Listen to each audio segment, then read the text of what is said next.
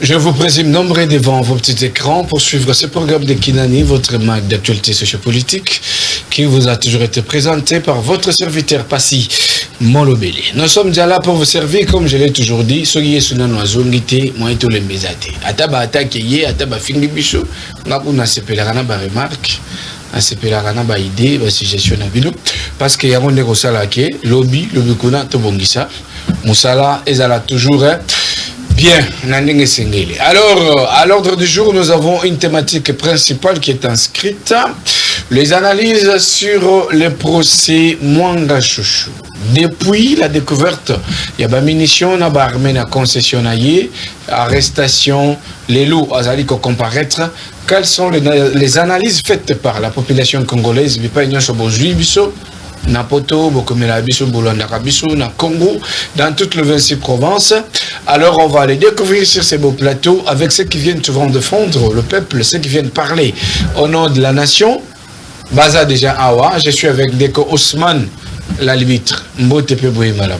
Mbote Ndekupasi, na pesi mbote na bakongomani nyonso bazolanda biso bisika bozali, les Congolais des pères et des mères. Bay oyo bazozwa Congo lokola patrie na bango nyonso tozana yango wana ngai na yo soki eyindi awa na ok nazana passeport américain te canadien te mais nazaka na passeport congolais, ça dit que le patrie na ngai eza Congo, je suis obligé à défendre Congo yango na pesi mbote na ba Congolais des pères et des mères bisika bozolanda biso bozala kaka branché bolanda ka émission Kinani eza oyo epesa kabiso occasion pe opportunité ya kosola na bino na tango mais loko tozo nazo senga que tozo dénoncer ba plan nyonso ya agression oyo bato bazana kati ya kosala ngai à l'arbitre du peuple Ousmane Mutombo, j'ai été agressé par les hommes armés pour na obédience na ngai parce que nous défendons la République. C'était pas que tant yo lingi Tshisekedi te bato o bazo lobambaka musiki da sali baza bato mabete. Donc on ne peut pas agresser quelqu'un, il faut qu'on ait un plateau to ça échange d'idées. Nga na lobby boyi yo pe lobako contraire total la nana zo convaincre baninga mais ceux qui ba esprit ba faible eza nini kuluka ko bunda yango na moni bandi kwana balandi nga après mission dans une chaîne de télévision avec des armes na ba moto baye ko attaquer nga na espace ngindu donc balinga babu manga ceux qui zaka intervention population to baye biso mais nga na za susute yango bomoni na ba bande na maboko na nga bakati nga machete na betanga munduki donc intervention ya kiwana et nous disons nous sommes déterminés de défendre notre nation. À part le Congo, il n'y a pas un autre pays que nous devons défendre. C'est ce que malgré babeto machete aux gens à ce matin. Mais je suis là avec vous. Et ça l'a mis depuis dimanche à 19h.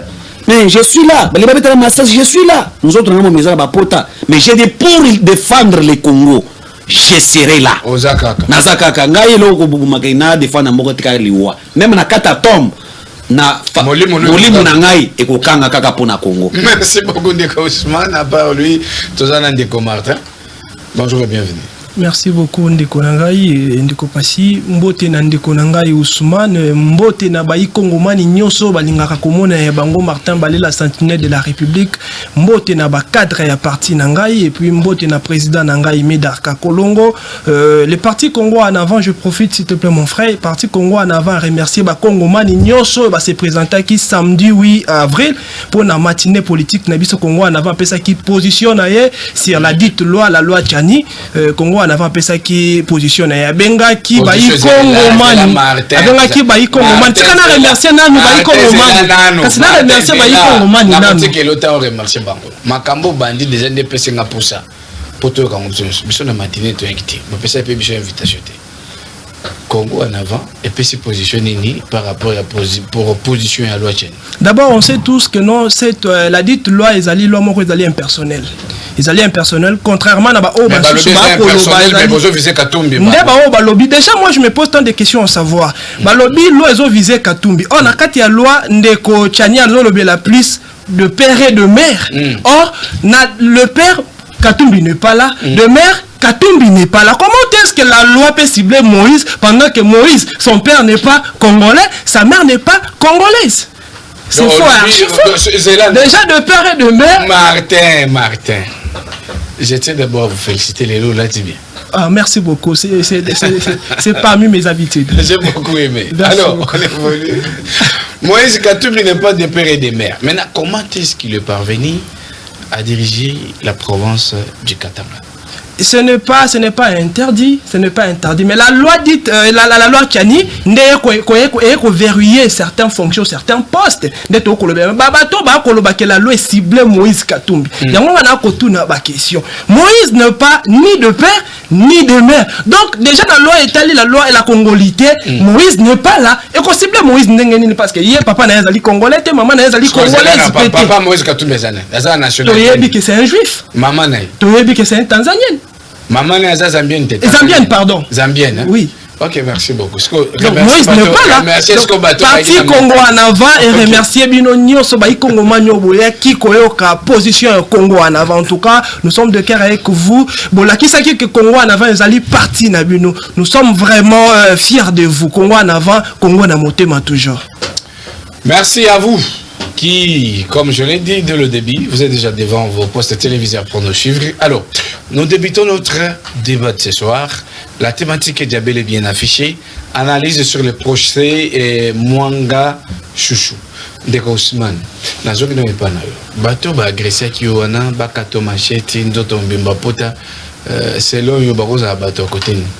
Bon, c'est-à-dire que la lutte que nous sommes en train de mener aujourd'hui, et ça c'est parce que ces derniers temps, Ndeko Ousmane est parmi les gens où il y a une révélation makasi pour Namakama Mwanga Chouchou. Ça c'est le premier point.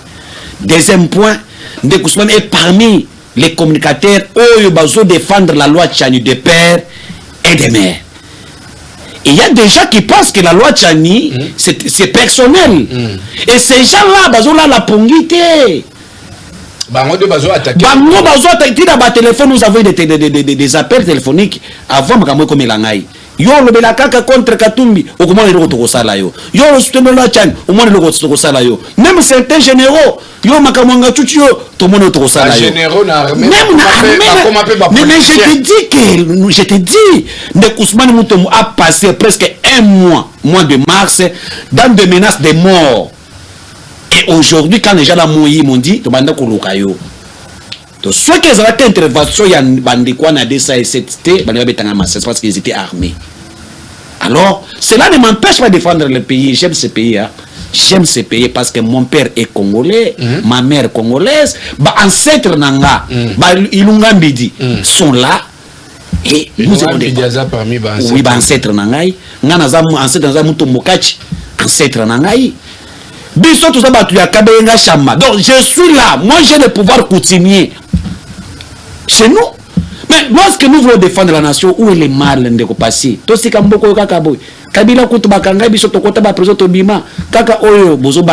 Ce sont les faibles.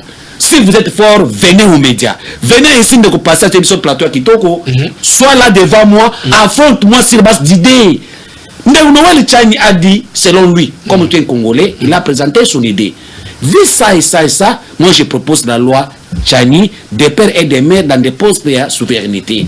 Mais toi qui dis contraire, venez aussi avec votre contradiction sur base d'idées. Dis non, selon moi, la loi Tchani est mauvaise en ça, je propose ça. C'est comme ça les pays doivent avancer. Mais merci. Si vous voulez commencer à presser, l'esprit des faibles, c'est la guerre. On va évoluer. Ndeko Martin, on va toujours analyser sur le procès Mwanga Chouchou. On a sur une minute. Ndeko Mondo Simba a dit si la loi, la proposition de loi Tchani des pères et des mères passées, c'est possible qu'il y ait balkanisation. Alors, le but est d'utiliser ciseaux, précisément dans les Hauts-Katanga. Comment est-ce que vous réagissez par rapport à ça? Ndeko na bosana ki bolimbi si vraiment na ba ikongo manyo yo basenga kinga na lobele loko mais na lobeli yango tant que sentinelle de la République na kosa nose na maman na biso ministre genre famille enfant maman na lobela kayo toujours na pesa kayo toujours ba message na makambo ekoleke la ba ikongo man na ville où il y a plus de 13 millions d'habitants toko comment on a au moins le lot tozali na nombre moko tellement évolué à 75 000 enfants mineurs au bazali délaissés na balabala. siège na mongo ekomi na Kitambo magasin na Carrefour Kitambo magasin 75 000 enfants mineurs bazali délaissés maman ezali na attribution na ezali na compétence na eux et ça un peu de voir situation wana to loka ko régler ba situation na bana na ba ko telenga na ba balabala ba ina ba souci ya kotanga kelasi lokola biso nde totanga ki ba ina ba souci ya kolia pende biso pe toliaki bana oya yo soki baleki na condition wana place okozala to ozali na lilita molimo na yo kozala na kimia te mama nde kopona kozonga na dossier ya Ndeko Mondo Simba. Bon, il est congolais, je ne sais pas de quel esprit il est animé pour amener la biso ba message ou la balkanisation. Chani Azali, c'est un congolais comme le vieux Mondo. Je ne pense pas que non Chani amema ki ba Chani amemi ba mbeli na maboko pona yo kobundisa ba ikongoma non. Chani na ba idée na ye ko proposer idée na ye aleki na ngona nzela honorable nsingi pululu. Apesi ezali loi comment dirais-je la constitution nous permet au moins que non un député peut initier une loi ou proposer, tout Congolais peut proposer aussi la loi. Tiani a sali yango et quoi ta problème te. Là, le moi je me demande beaucoup de lois où elle est qui n'a pas la ça l'a proposé, ça l'a initié et ça l'a débatté mais les lois Tiani et que ça l'a débat comme objet. Il y a ça qu'à taper ça la débat. Et ça pas comme un jeu en plein comme il y a Tiani. Mais je me demande pourquoi ça. C'est peut-être Sakata, ils ont reculé, mais Tchani continue à avancer. Mais il est congolais comme tout autre congolais, mon frère. Pourquoi tu as menacé? Pourquoi tu as la loi comme le rôle obligé au nom du Père et du Fils et du Saint-Esprit? Pourquoi? C'est une loi, tout comme ça peut passer, tout comme ça peut pas passer. Et par rapport à son message sur base de la balkanisation, vous soutenez bien vous êtes... Et que ça la marquera jamais. Peut-être lui, il finira par partir, mais le Congo restera le Congo et puis notre pays restera un et indivisible. Merci Ndeko Martin. Alors, analyse sur le procès Mwanga Chouchou. Depuis la découverte, il y a des munitions armées dans la concession, arrestation, Tilelo, Ndeko Ousmane, analyse Ninyosel. Merci beaucoup Ndeko Passi. Avant de commencer l'analyse à Mwanga Chouchou, je pense que c'est un dossier que j'ai dans la main. On a zolandelango mingi et tout ça ba révélation est belé et ba Congolo balanda émission na yo ba ko pesi biso mwa matoi ba kolanda pe ba révélation wana peut-être occasion mon année mukolo lelo pona tolobelango na kati ya etandoki ya kinani na lingina ba kosele komoko Ndeko makambo za na kati ya koleka olobi Mondo Christian Mondo Simba Kabula alobi na kati ya Tanganyika ya ko soulever jeunesse Ousmane alobaki yango déjà les lois c'est le plan déjà de l'ensemble des Katumbi qui gire qui de voir Katumbi président de la République dans ces pays Katumbi ou rien. Ils ont déjà préparé tout le plan comment déstabiliser les Katanga. Mais voilà, je vous amène à réfléchir quelque chose. Katumbi s'est dit congolais. Est-ce qu'il est congolais? Il y a une histoire dans la Bible devant le roi Salomon. Une dame deux dames abanoko ila mwana. Moko aboti, ope aboti. Oya alaleli mwana na ye, mwana akufi, oya muninga ya bomo ya zo ya muninga. Bazaki basi moko toloba ya ndumba. Tango ba memi mwana libosi ya roi Salomon. Voilà la sagesse de roi Salomon. Roi Salomon atali atuni toka bula mwana oya njimi. Atuni muso lobi te. Roi nanga mwana za yanga lobi te. Lokola binono sozo ila mwana. Nazo ambeli nazo kabula mwana biteli mi bale. Moko na moko zwa kiteni na ye. Oya zaki mukolo mwana te. Alobi eyinda ka biso to sarini. To perdre to kabula nga peso par na ngai no oya zalaki mukolo mwana alobi nini te na lingina mwana ta mwana wana na maboko na ye na kina mwana makila na ngai ekufa boite. Qu'est-ce que vous voulez dire par là? C'est pour te dire une chose. Si Katumbi était de père et de mère, si Katumbi avait l'amour de ce pays, il n'allait pas préparer l'hécatombe si la loi Tchani passe. Ah bon? Il allait dire, même si je ne suis pas président de la République, mais la loi Tchani me permet aussi d'être ministre de l'Agriculture, ministre de l'Élevage, ministre du Sport, ministre de la Plat. N'a pas contribué à la défense de Mboka Lolenge Moussou. Mais pas comme état président. Pas comme un état président. Mais pour l'amour du parti, n'a pas créé trop blaté. Mais le col à Azam Kolombo Kate. Azam Kolombo Nate. D'où aso CP là et yinda bakata mwana basi bakile so pana azo parna ye. OK, c'est bon, revenons là.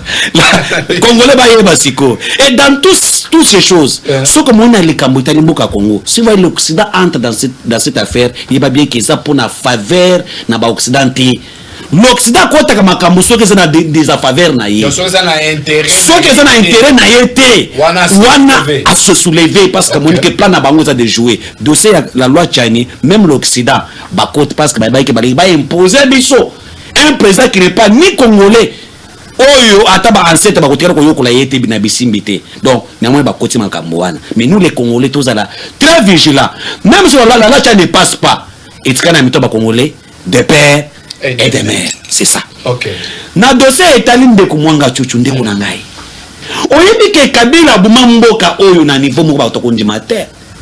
Edouard Mwanga Chuchu que vous voyez est sous la bénédiction de Kabila. Edouard Mwanga Chuchu azalaki nani batu ba ibana histoire ya Mwanga Chuchu. Mwanga Chuchu est de père et de mère rwandais tuti. Mwanga Chuchu est l'émissaire de Paul Kagame aussi nakata mboka na biso. C'est lui qui était le président de CNDP. Mwanga Chuchu, vous voyez l'histoire, il y a CNDP. Et Mwanga Chuchu a signé des accords dans ce pays avec CNDP. Basina accord na régime ya Kabila, basina ba accord na bango. Basina ba accord pour nous salini, pour na être que ba Mwanga Chuchu bazalande wana. CNDP wana ils ont promoté na yango Mwanga Chuchu. Mwanga Chuchu est le président d'honneur. Il y a M23, hein? M23D. Même les Kodeko qui tuent les gens à l'Est, Mwanga Chuchu est président d'honneur financier. Mais Boni Banda Kalawana, Mwanga Chuchu était protégé par un régime. Dans le monde entier, nous avons 100% des coltans cherchés. La République démocratique du Congo possède à 75% des coltans au monde. Sur les 75% au Mboka Congo et Zanayango, au Congo, c'est 100% des coltans. Mwanga Chuchu à lui seul gère 75% des coltans. Na Robaya, à la société comme la société SMB, société Mwanga Chuchu Business. Ok. Oh, ils depuis 1998. Nana TPC Bisikawana, Roubaix-Roi. Azarias. À l'époque, 1998, Azarias Roubaix, Bakanga qui me pensait à Est, na guerre na bango bayaki bazuni mpanzi ya Kisangani nde Mwanga Chuchu azo espace wana na bénédiction ya Azarias.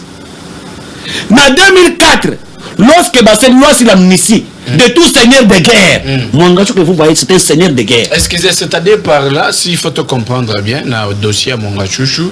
Donc même Azarias Roubaix-Roi un jour on comparer. Ba ko comparaître, je l'ai dit bala nanga li soba ko buma. Ba ko comparaître. Na loi sur la médecine en 2003-2004, ndé Mwanga Chuchu va administrer le col congolais comme tous les autres alors qu'il est de père et de mère rwandais. Mwanga Chuchu exploite le minerai à Congo pour ne couper ça en Rwanda. C'est grâce à Mwanga Chuchu que le Rwanda est devenu le premier pays pour regarder Niako, il y a coltan. Donc grâce à Mwanga Chuchu. Grâce à Mwanga Chuchu. Ok. La société Mwanga Chuchu est dans la Rubaya. Oh, parce que Rubaya est le capital du coltan. Mwanga Chuchu était mania des coltans, mon cher. Mon frère. Mania des coltans. C'est un Satan. Et les messieurs financiers tous les groupes des rebelles de l'Est. À Botola Babilanga Yabatou. Le tout puissant de l'Est, Mwanga Chuchu. En 2006, Mwanga Chuchu a été coopté. Recommandé par qui? Pour être député national. Par le régime Kabila. Et qui l'avait recommandé? C'est Kabila. Kabila a recommandé. Joseph Kabila a recommandé Mwanga Chuchu pour être député national sous l'autorisation de Paul Kagame. En fait, il va opérer mission à Mboka Oyo. Dans la société à Mwanga Chuchu, il a engagé 3500 personnes. Tous sont des militaires rwandais. Au bazar en société. Au bazar société naïe. Ok, j'étais par là. Je vais revenir à vous. Lorsqu'on a découvert les armes dans la société Mwanga Chuchu, au même moment, on découvre les armes chez lui à la maison à la Gombe. Donc, na concession. Et puis, nanda kunaye. Mais biloko bazwaki nanda ko Mwanga Chuchu bande kunangai. Mais c'est terrible. C'est terrible. Et tout ça, Mboki c'est Tekamaki. Et pas Badongolo Misu. Kabila a payé ça Mwanga Chuchu. Permis d'exploitation et minerai pendant 35 ans. Et c'est le Moulichou à Vandawana. Et c'est le Nyaï dans un posa. Claude Moulichou. Aya awa akangane kangaka. Aya bisabiso. Moulichou Mwanga Chuchu a Kobana Congo. Rolenge nini. Alors que Bini Rosagina Mwanga Chuchu. Merci Ousmane. Nazongela. Tous les là wana. Kabila a donné à Mwanga Chouchou permis l'autorisation d'exploiter 35 ans. Pendant 35 ans. Merci. Est-ce que tout ça va développement pour Toyiba selon l'exploitation et minerie dans le Congo? Ils ont autorisé, ils ont permis, ils ont normal que Bapé un individu manque contrat à 35 ans, oui ou non? Toyibango. Alors, Neko Martin, est-ce Mwanga Chouchou est-il congolais d'origine, des pères et des mères, ou vous confirmez que réellement Mwanga Chouchou c'est un Rwandais qui a été infiltré au Congo avec une mission? Ndeko Passi, pas c'est ça dans mon thème, moi je me pose tant de questions à savoir, nous Congolais, est-ce que nous sommes obligés ou condamnés de vivre toujours dans les distractions ou comment? Pourquoi je dis ça? Sous seulement le président, là je suis un président Félix Tambo Canabiso, toujours qui na procès mon rotobenga qui a un procès 100 jours. Oui, zala qui comme à la tête zala qui na monsieur Vital Kamerhe, zala qui quitté les lois. Oui, je ne discute pas avec la décision de la justice, donc ça fait pas débat. OK. Oui, zala qui Vital Kamerhe, les présumés voleurs, détourneurs, s'il faut le dire. Procès wana et comme ça qui ngai procès comme ça là 8 heures du temps. Mais tous les Congolais asaki liboso etandoike na ye alanda procès wana e bandeli tisuka pona moto a détourner mbongo ya mboka. OK. Bako landela bayeba nini ekoleka juge alobi nini nanya même composition équipe wana ba juge bazalaki wana. Voilà, c'était connu de tous. Biso to yeba ki bango. Même temps ba ko changer même juge. Tant le vieil yang qui est personnel, tu remplacer. Pourquoi nous étions vraiment focalisés, intéressés dans le procès? Voilà comment nous sommes distraits. Mais aujourd'hui, en face de nous, il y a un procès. Donc, on a un procès, Mwanga Chouchou, un procès tellement sensible. Toute la République en danger. Donc, tous les Congolais sont en danger actuellement. Par rapport à Mwanga Chouchou. Par rapport au dossier Mwanga Chouchou. Mais aucun Congolais en parle. Même dans les réseaux sociaux, moto akolobela yango azalité, même influenceur wana bazalaka ba réseaux sociaux, moto akolobela yango azalité, silence radio. Je me pose donc des questions à mes frères et sœurs. Est-ce que entre les procès Kamerhe et les procès Mwanga Chouchou, procès Nini, normalement il faut être en plaire. Procès Nini, il faut qu'il tire attention à biso ba Congolais. Procès Nini, il faut qu'il benga conscience na biso ba Congolais. Et ça les procès Nini. Donc, tu as abandonné, on est important, tu se focaliser qui na on est comme distraction, s'il faut le dire. N'a pas comprendre, non, on n'a que cette république, s'il vous plaît. Nous tous Congolais, comme dit notre hymne national, nous sommes appelés à défendre notre nation. Les Congolais, s'il vous plaît, réveillez-vous. Je parle en tant que sentinelle de la République. Il y a un danger. Il y a un danger, mon frère. Nasalaki réunion moko il y a 2 semaines, il y a ezalaki réunion moko mix entre mes frères Brazzavillois na bandeko nanga Angola. Tout cela qui sur dossier à Mwanga Chouchou. On a eu des révélations graves. Vu que l'affaire est encore pendante sur la main de la justice congolaise, toko bomba moi mokimu toko kende komo na procureur tant que sentinelle na kopesa yeli sous information. Tango ekosenga ba témoin ba comparaître. Okoka ba vérité ekobima na dossier wana. Dossier wana ezali na nuna ebandeli. Dossier ezali molai makatro. Dossier wana ezali ezana no ebandeli wana ezali vraiment introduction. Wana sali dossier zana nous vraiment na ebandeli ndeko na ngai yango na ko benga ba Congomani nyonso ba Congomani nyonso bo mekampe ko tira attention na bino na procès Mwanga Chouchou. Le vieux Mwanga Chouchou déjà kombo na ye kaka et ko pesa biso nationalité na ye bien que nazali unité de mesure nationalité te mais le nom seulement de Chouchou Mwanga Chouchou et ko ebisa biso d'où il vient ces messieurs. Il n'est pas congolais. Bon, vivre avec les Congolais, ce n'est pas interdit. Mais le problème est qu'il avait quelle intention, ces messieurs? Il voulait quoi au juste? Parce que moto a géré, na kati ya domicile na ye, azali na 45 armes de guerre. 45 armes de guerre na kati ya domicile na ye. C'est un coffre fort, 45 armes de guerre. Voilà la carte de domicile là. Et puis, chose étonnante, chef de sécurité, on a sécurisé le domicile, il y a monsieur Mwanga Chouchou. A même informé que na carte il y a monsieur Mwanga Chouchou, il y a 45 armes de guerre. sans compter même des cassettes d'enregistrement, sans compter même des câbles ISB. Il préparait quoi? Monsieur Mwangachouchou en 2019, le 22 mai 2019, monsieur Mwangachouchou a fait des voyages. Effectué des voyages. Akenda Kazaki na Angola, Azalaki na Brazzaville. Il a fait 2 semaines na Angola, il a fait 1 semaine na Brazzaville. J'assume ce que je dis et j'ai des informations sérieuses et je dis, je suis devant la télé, devant les Congomani, na Koloba tant que sentinelle de la République. Ce monsieur préparait un chaos pour notre pays. Merci. Et s'il vous plaît, vous êtes juriste, non? Oui, je suis juriste. Ok. Les procès 100 jours avec Vital Kamerhe étaient médiatisés. Oui. Est-ce que pourriez-vous nous dire pourquoi le procès de Mwangachouchou n'est pas médiatisé? Est-ce c'est par rapport à la justice n'a pas droit? Non, la justice. Ou bien c'est quoi au juste? Non, la justice a médiatisé le procès. Le procès Vital 100 jours, Vital Kamerhe la partie chaque fois on est à la chaîne nationale, mais c'est Kamerhe payé quelque chose.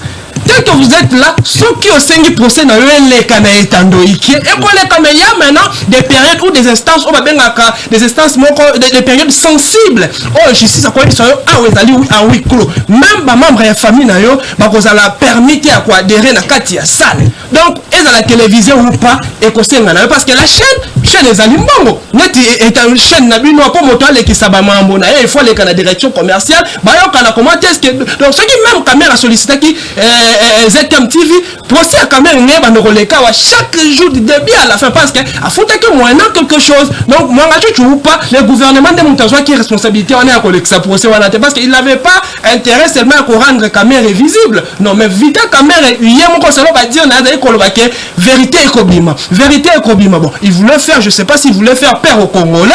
Peut-être Bapiango a joué qui n'a distraction. Orange dit à Bakongomani, qui puisse focaliser na procès. Donc, ils n'ont ni justice congolaise, ni le gouvernement. Oh, Baluka qui est procès à la télévisée, non. Ils ont qui est mon parti. Merci. Vital Kamerhe Ndesenga qui est procès. Et pourquoi on a tourné une question là? Parce que les bandelino, les bandina nous, n'a condamné les citoyens congolais. Il y a qui va en distraction. Bon, si les citoyens sont distraits, qu'est-ce que les autorités peuvent faire pour maintenant réveiller les citoyens qui sont distraits? Mon frère, excusez, il y a une question. Maintenant, vous pouvez expliquer, la comprendre. C'est-à-dire les Congolais, tout la mouka, tout senga peke, procès Mwangachouchou et les cas, ils ont la médiatisé, ils sont morts tous à nini, Toyoka. Ceux qui battent qui passent mon lobby, il y a un bongo ya Mwangachouchou. Ceux qui ont dit qu'il y a un bongo, battent qui passent mon lobby, il y a un bongo ya Mwangachouchou. Bolandi molobeli mbala moko ke azaka complice. Ndeko Bruno ye. Oui, ndeko Passi. Malgré mon retard. Oui, banzele Koufi et puis on a cinq bolimbi sinon on a pas téléspectateurs. Oui, c'est gagné. C'est ça au fond non. Banzela depuis moi j'étais à Kenya, banzela tout batonga ba 5 chati Koufa. Depuis moi j'étais à Kenya. Ça tombe bien. Depuis 2019. Depuis 2012, banzela Koufi embouteillage. Bon, pour joga moto na koma de passer ba wimi. Problème. Les marques na bisa kinde ko na ta ngabino na koma bolis po. Nzela tout Koufi. Musala régime o boizaka. Musala izaka. Zebu. Titi. Si chaque semaine de kuta kuna gouvernement sama konda bina zebu kana ba monsieur Tshisekedi. Vraiment ba la zebuka. Ulingaka mo botika ko sa sama oyo batonga banzela. Mais ya wana si na wana lobi ke soko la bolingaka bien sûr vraiment ça bien sûr que je suis un leader d'opinion il faut ba nyoso zo de ka donc bali misanga ipo na beli misi na pesi ndeko na ngai mbote na pesi pe bandeko na ngato za bango abo mbote merci ndela to ngandela nzela c'est une façon ya boyamba yo c'est beaucoup que ministre l'autorité Nicolas Adolphe Muzito baboto libino la moke pas Martin Fayulu a pêché comme mutum soso balobi c'est parce que Adolphe Muzito azaka incompétent na présidium mais la moka ko kapeno c'est le loko malonga te so giazui. Qu'est-ce que vous dites dans au moins 30 secondes et puis toujours dossier d'émission du jour. Bon, merci Ndeko Passi et Boyebi on a kolobela makambo mboka histoire déjà ya monsieur Madi déjà dans le passé et ça qui dans le passé ouais présent à présent baboto le bino président malamu c'est là moto ba pesi la muka za kutu ata na membre ya présidium mais ozo mo ateke fois le lukeli papa na yo ça c'est escroquerie coup d'état ba sali na kati la muka ba bengani na fo au moins ndeko nata ngai Bruno Mimenga bato ebele ba Bruno aza muto ma la raison na ka bien soki ba yokela ngata na ba juste kanga Fayulu depuis 2020 yo le ba bongo oui yo bato na 2020 ceux qui za na bato babanga Fayulu yo yo kata nga ba suspendre nga la muka 2020 pour un Fayulu aller à Monga Kabila les loges du bango que Fayulu aller donc la visible na bi que non 2020 kenda ko tuna concert na otatiana osango nini ya Reaconus ba suspendre nga na sala 2 mois à l'époque j'ai écrit même des lettres Naobi nous devons chasser Fayulu na moni na kingakati na ba epenge na ba nikoma ingele mais à l'époque vous étiez en train de mais on a déjà dénoncé on a dit que notre défendant que pour tout moi que non il était élu yo comme on a Fayulu na epenge na kingakati mais est-ce que dans le lobby ça ba pour ça raison combien d'années 3 ans après depuis 2020 j'étais le premier courageux à combattre non Fayulu travaille pour Kabila. On comprend ne ko passer lobby remise et reprise c'est là qui na délai il y a charte ça là qui prévu le 11 bon moni lobby coordination ya la muka et zongi na boko ya nouvelle là ou ko kama pendant 6 mois na maboko ya nouvelle là nani apesi bino mais na ebisi bino que non to bengani Fayulu na la muka parce que eza auto papa na ngai est-ce que vraiment tindo mo na mama on va la ça à sérieux les londo sont du magasin sérieux na lobi makambo yo mona ka fallo ça les londo ndimi que mais bakongala mutu ko juger moi je suis sérieux parce que j'avais dénoncé depuis 2020 que non Fayulu c'est un collaborateur ancien président de la République Kabila Fayulu ne regarde pas intérêt à bakongolais basi suspendre ngai ndeko nata soki na kosi okotuna ta Nico Maingeli okotuna ta ndeko ngai Lumumba okotuna ta Cordon Abisso Joël Lopez okotuna ta maître Blachia Mongomba na pesi mbote mwana mungala lobby le quoi pe mungala so ya sérieux mais yepe mungala za na papa bakoboto na nani na ebisi bino ke ndeko pasi Fayulu na proposé il faut bakanga Fayulu et puis Fayulu déjà ninga za wana na canal presse j'avais dit ça que non Fayulu il faut qu'on traduise en justice oh no biloba moloba kongo ba ko pesa nga raison même les diaspora bi surtout kaka Bruno depuis 2020 tout le monde to ko banita porter donc Fayulu ko ba isola Fayulu besoin comme si to l'exata pour bande kwa mutu. Donc aujourd'hui moi je ne peux plus parler de Fayulu, c'était une erreur. C'est bon. Moussito l'a fabriqué, Moussito l'a ramené na kati ya la muka a trahi le Moussito et puis bana bandu nous na bana bandu babi ko na so na ko na bandu nous te habite sur ya ko. Olingo lo ba ke non Moussito muto sala Fayulu. Mais bien sûr, na considère c'est Moussito qui avait c'est Moïse Katumbi bien sûr. Papa na ngai mais Moïse ko tala omoni na ba kutu mukeba ya Hollande biso avant na lingwa la côté mailindaka. Côté nini? Mailindaka. Député provincial fanda kuna. Bon ça député est-ce que vous avez la moralité à bien? Donc zolo ba yeka sa moralité à bien. Donc mukebai ba Fayulu baza batu o bazo ça la politique ya intérêt libumu na bango no ya peuple congolais. C'est bon. Mukeba ke na lokota ba nini o ba climatiseur na Congo fit na nini na mapa no. Azo ke lokota. Na landi mukeba ba bien azo lokota. Kolokote pa ba libanais. Na zolo ba ayo banga bango benga mutu na lobe na kuna. Na ebisi yo ke mukebai n'est pas mutu o ba ko ba kopesi confesse mais ba lingwala. Vous comprenez? Parce que je l'ai suivi, non? Et moi aussi, dans son siège, na bango, il y a $20, mais celui qui a mis dans son siège, dans la province, on a plus de 60 sièges. Sur le tendu du territoire national Mobimba. Mais bango, pas ça, non? Pourquoi on a tendu pas siège au Anate? Donc moi je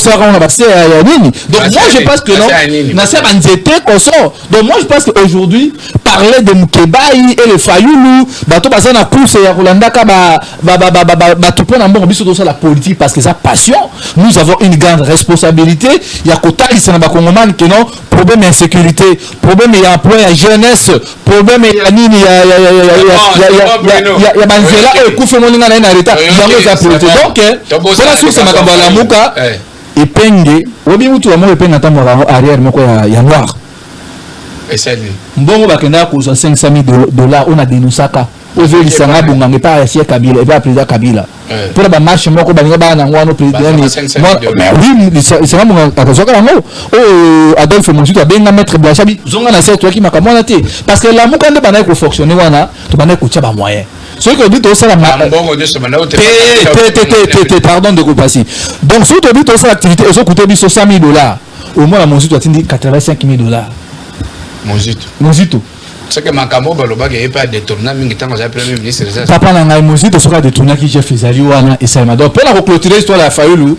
Je pense que ça émission dans ce qu'on a Makamba Fayoulou. Fayoulou déjà se congé dans le passé. Nous sommes en train de voir tout ce bateau à la Mouka. Tobengani na Fayoulou tout ça la évaluation pendant 6 mois et puis 4 ans au d'autolexie la résistance, qu'est-ce que le peuple a gagné, qu'est-ce que le peuple n'a pas gagné. Donc priorité n'a pas besoin d'endroit. Histoire à matin, merci. Cela ne nous concerne pas. Fayoulou est déjà avec Kabila et le Mangatutu et les autres là, ça va ensemble. C'est bon. Tu vas Mangatutu, on va 1 minute et 30 secondes.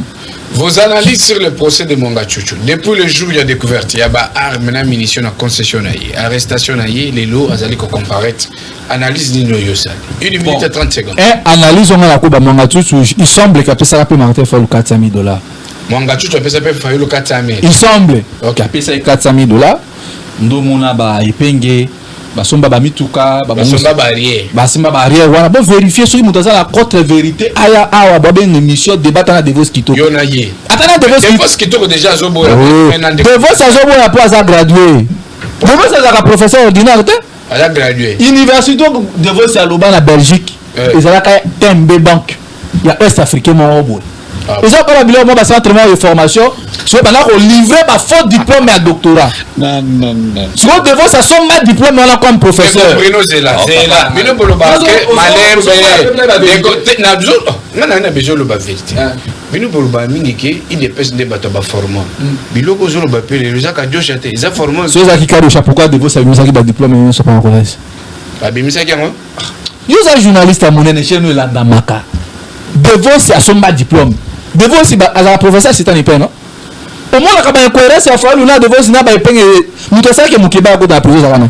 n'est-ce pas épée maingel donc devant c'est un faux diplôme na yo senga na moindo nzangi abengisa tous les professeurs d'université pour la vérifier dossier par dossier na tangi ba to ba professeur OK ba prof te bangaza ba ça ba professeur ordinaire ba ça ba prêtre c'est bon tu sais que le dossier mon gars tu comprendre dossier quoi mon gars OK na moni awa boye bandeko na biso baperore oh non dossier ya Mangatutu bakuti bachat de combat bakuti na ba munitions non moi je suis quelqu'un où boye naza bien instruit na ba ketu na vérifier na coffre fort bakuti 20 000 $, bakuti passeport bakuti ba livrer parcellaire ya Mangatutu. Le problème c'est quoi? Mangatutu na ba source on a na ba câble on a Mangatutu aza mutu oyo boye azana action ebele na Rwanda. OK. Sur le plan logistique. Makambo belé ba projet à Mangatutu ebele eza na Rwanda.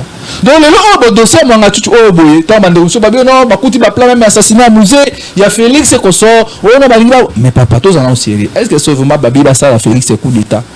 Le président Nyonso batangi bango na Macron nani Sassou Lorenzo et Koso sécurité vraiment tout le monde a président congolais bazana ou que soit ciblé vraiment tout va rater. Donc le problème est que le pays est dirigé avec beaucoup de tâtonnements. Mais aujourd'hui de ce Mangatutu ça peut aussi servir une leçon parce que comment on a babiloko wana o bakangi pa Mangatutu que non, il a beaucoup investi dans Rwanda, il a des contacts très sérieux, très avancés dans le gouvernement rwandais et puis le gouvernement congolais les sort. Mais ce que nous avons dit, je ne crois pas aussi dans la justice Nabiso. Moi, na papa Etienne Tshisekedi, je me connais nous, avec la justice et ça va. Ni Wabina Titi, Félix Tshisekedi. Le président de la République. Donc, il y a encore avec la justice, c'est un problème. Tout le monde a procès à Vital Kamerhe awa. To vanda mi social biso passe type à 1 heure du temps. Kamerhe 20 ans mais Kamerhe le ouvre avec comme fait perdre de l'économie. Il y a un peu na zo senga na Kamerhe. Na zo banga a côté quand même ta boulevard. A tekata fleuve Congo, a côté ta boulevard na fleuve Congo, tonga la mine de la château na Paris. Mais cimetière ya juge yani. Le quoi kuna mtu akufa, uko mboto matiti. Mais oui, nous sommes dans la commune de Vital Kamerhe à Kanisa, de quoi on a fait Pierre Tombal à Malamu. Dit que non, à ça qui a couffé qui me capone à dossier Nabiso. Mais avant la Mangatutu, et comme à tel la procès à Kamerhe, et que Mangatutu va délocaliser à Kenandolo, voter pour Kari Dantel Salakingai, Babinisie, je ne sais pas ça, il semblerait dans un conditionnel que la pression est à partout de part et d'autre. Donc aujourd'hui, c'est que moi je peux demander justice n'a pas tant que vous avez indépendance, il y a toujours des manipulations. Tant que notre économie et qu'on a toujours aux mains des expatriés, aux mains des étrangers, il y a un tellement milliardaire, à ça qu'on manipule l'appareil judiciaire, à ça qu'on manipule les députés, à ça qu'on somme ma conscience et batou. Voilà ma grande crête. Moi je pense que ceux qui vraiment que non, Balingi, droit et salema, tout le monde a vraiment que non, mon tout. À ça est mon côté. Parce que Azana Bami a aidé. Bah Faoulou on a besoin de mon tutu. Au coup que la péter va retrouver que non, Faoulou passe à complicité avec mon tutu. Donc moi je pense que pour le moment le problème est ça que non, nous les Congolais. Donc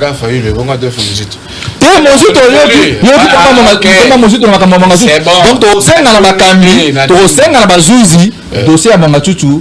Et comme à l'eau, la théâtre était, il y a Vital Kamere. Merci beaucoup Bruno. Alors, nous avons une éponge de Kousman. 1 minute 30 secondes. Par rapport à tout ce qui est récolté jusqu'à présent, depuis que Mwangachuchu a comparaître, selon you, dans l'obité que selon justice. Dans l'obité, selon you, Nini Oko souhaité pour Mwangachuchu. Merci beaucoup Ndeko Passi. Nalobaka plusieurs fois que tant que tous autres traités dossier Itali Mboka autres en Angolo la moko totika ba sentiment. Je pense que bato ba fanya na itando ke bazo la mission na bandako bazo na posa baye ba votre sujet très important l'analyse des dossiers Mwangachuchu. Et lorsque mon frère Bruno veut prendre ça à la légèreté nazoka et Mawande Passi. Obi tu peux ou ne pas être du pouvoir. Mais lorsque quelque chose qui touche l'intérêt de la République, nous devons dire la vérité des choses. Il y a un conseil de Kopassi et Sengeli Mukolo. Ou bien c'est de Kousman, tout ça la émission spéciale c'est le dossier de Mwangachuchu parce que j'ai tiens beaucoup des éléments sur base de ça. Tant que Bruno Azoya n'a qu'à attendre que Soko yebi profondeur ya dossier te fandanien. Beta masona oya la muka fayul to botole boy bona boy. C'est ça. Mais na dossier yebi te tunaka. Olobi que Mwangachuchu bazoi na eloko moko te. O bazoi passeport. Ndeko Passi, je t'informe. Bafungu kofa fort Mwangachuchu bakuti 11 passeports. Sur 11 passeports, bakuti 9 passeports diplomatiques rwandais. 6 ou bien 9? 9 sur 11. Ndeko Mwangachuchu, on a trouvé les documents. On a trouvé même des pareils sophistiqués là-bas, des communications à tracer. Ce n'est pas nous qui le dit. Ndeko Bruno et moi, on ne savait pas M. Mwangachuchu, on ne le connaissait même pas au Parlement. Non,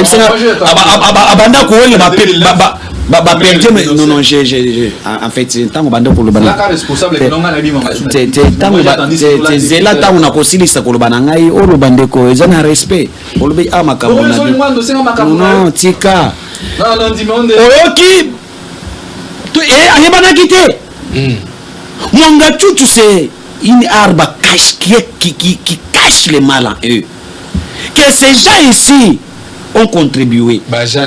Les gens de Mouzitu ici, lorsque Kabila a signé les accords en 2009 avec CNDP, qui était premier ministre dans ces pays, Mouzitu, Araïmo Chibanda, ministre régional, il a représenté le gouvernement.